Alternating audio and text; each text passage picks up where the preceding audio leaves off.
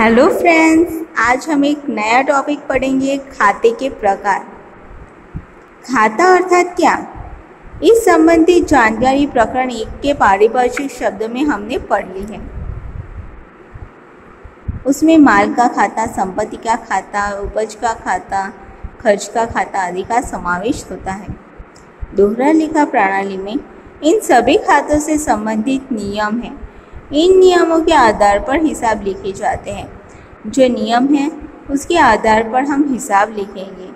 इन खातों के नियमों के कारण ही हिसाबी पद्धति को सामाजिक विज्ञान कहा जाता है।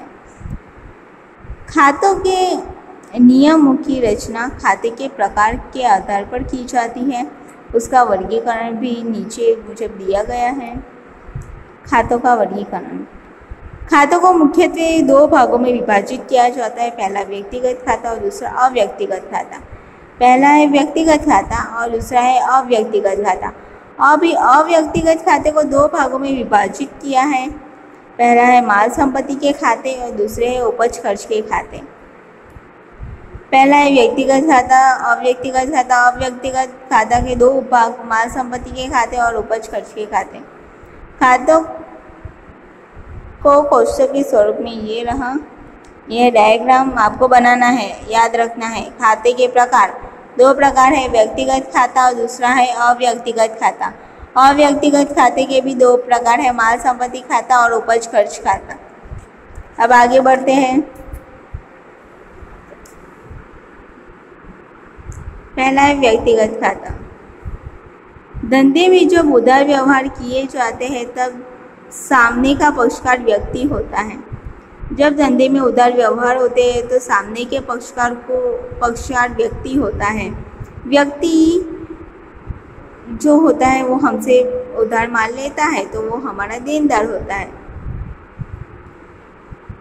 यह व्यक्ति प्राकृतिक या कृत्रिम व्यक्ति हो सकता है। अभी ये क्या है, प्राकृतिक व्यक्ति और कृत्रिम व्यक्ति। प्राकृतिक मतलब क्या, प्राकृतिक मतलब इंसान, मनुष्य, उसको प्राकृतिक व्यक्ति कहते हैं। मैं हूँ, आप हो, वो सब प्राकृतिक व्यक्ति है।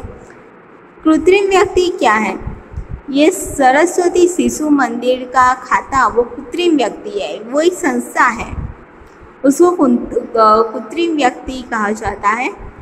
वो व्यक्ति नहीं है लेकिन उसका भी खाता तो ज़रूर होता है। समझ में आया।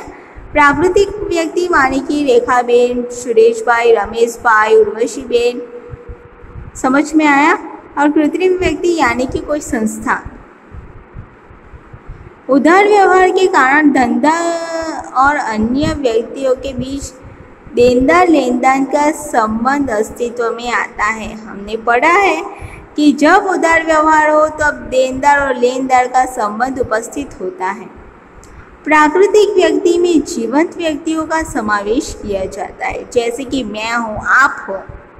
उसके नाम के खाते बही में रखे जाते हैं। उदाहरणार्थ हेतल का खाता, धर्मेंद्र खाता, रमण खाता आदि। समझ में आया। ये सब प्राकृतिक खाते हैं। कानूनी कृत्रिम व्यक्ति के साथ धंधे द्वारा व्यवहार किए जाते हैं। ऐसी व्यक्ति में बैंक ऑफ बड़ौदा एक संस्था है। बैंक एक संस्था है। जीवन ज्योत हाई स्कूल का खाता, हमने बोला स्कूल भी एक संस्था है। पराग मेडिकल स्टोर्स का खाता, LIC का खाता। ओके, ये सब क्या है, कृत्रिम व्यक्ति। सापेक्ष में कृत्रिम व्यक्तियों में एकाकी व्यापार, जो साझेदारी पेढ़ी होती है, कंपनी स्वरूप होता है, सहकारी मंडली, एसोसिएशन, क्लब का भी समावेश किया जाता है। सामाजिक संस्थाएं, धार्मिक संस्थाएं आदि का समावेश किया जाता है। समझ में आया कि इन सब में एकाकी व्यापारी, साझेदारी पेढ़ी, कंपनी, सहकारी मंडली, एसोसिएशन, क्लब, सामाजिक संस्थाएं, धार्मिक संस्थाएं आदि का समावेश होता है।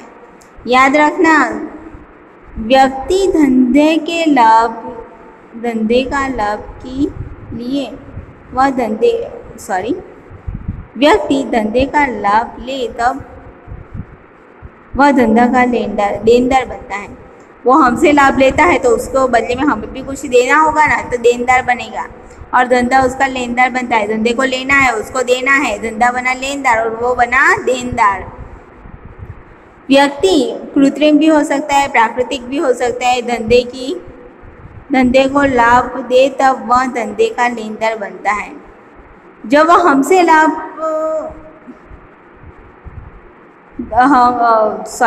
वो हमें लाभ दे तो हमें उसे कुछ देना होगा, तो हम देनदार बनेंगे और वो धंधे का लेनदार बनेगा, और धंधा उस व्यक्ति का देनदार बनता है। धंधा देनदार बनता है क्योंकि धंधे को देना है, और वो धंधे का लेनदार बनता है क्योंकि उसे लेना है।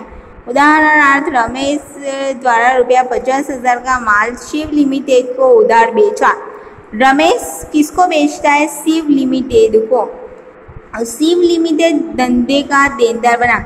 शिव लिमिटेड को पैसे देने होंगे, इसलिए वो देनदार बना, जबकि रमेश को लेना है तो वो लेनदार बनता है।